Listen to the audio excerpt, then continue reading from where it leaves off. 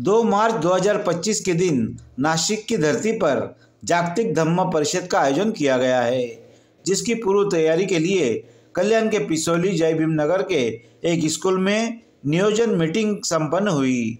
ये मीटिंग संग्राम मौर्य के अध्यक्षता में आयोजित की गई थी। इस अवसर पर 2 मार्च के दिन कल्याण, डोंबिवली, मोहना, टिटवाला से हजारों की संख्या में नासिक शहर की ओर प्रस्थान किया जा रहा है। इस तरह के विषय पर मीटिंग ली गई, जिसमें बड़ी संख्या में उपस्थित भीम सैनिक कार्यकर्ता पदाधिकारियों ने अपने अपने विचार प्रकट किए। अन्य मान्यवरों में दलित मित्र तथा ठाणे जिला आरपीआई अध्यक्ष अन्ना रोकड़े, डोंबिवली झोपड़पट्टी अध्यक्ष माणिकराव उगड़े, कल्याण शहर अध्यक्ष संजय जाधव, थोर साहित्यिक ब्रह्माने सर, संतोष जाधव, अनिल सरदार, अशोक लीतकर, वाकचौरे सर सहित बड़ी संख्या में कार्यकर्ता पदाधिकारी के अलावा संजय काकड़े, अशोक गायकवाड़, राहुल वाघमारे, जग्गू चौहान इत्यादी उपस्थित रहे। खूप कमी वेळात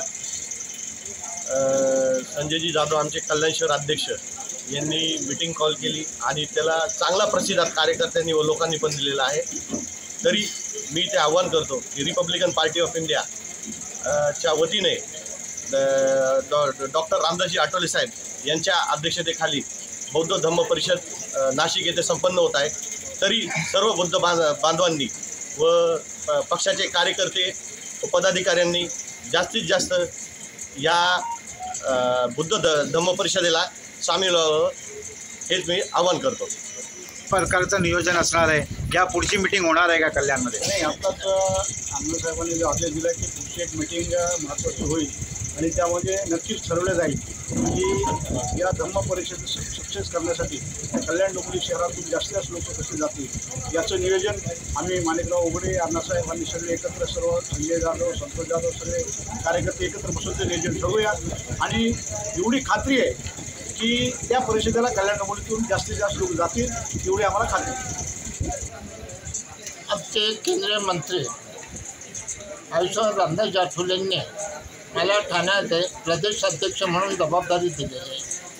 त्यांचं स्वप्न आहे की पॅन्थरचा अध्यक्ष असताना पालघर, ठाणे आणि वाशी आणि संपूर्ण ग्रामीण भागामध्ये पॅन्थर संघटना फिरून स्थापन करून आणि जास्तीत जास्त माप आम्ही मुंबईला कोणत्याही कार्यक्रमाला घेऊन जात होतो। आज या ठिकाणी ठाणे जिल्ह्यामध्ये, पालघरमध्ये रेडीमेड पुढारी जास्त झाले आणि पुढारी जास्त झाल्यामुळे काम कमी करतात।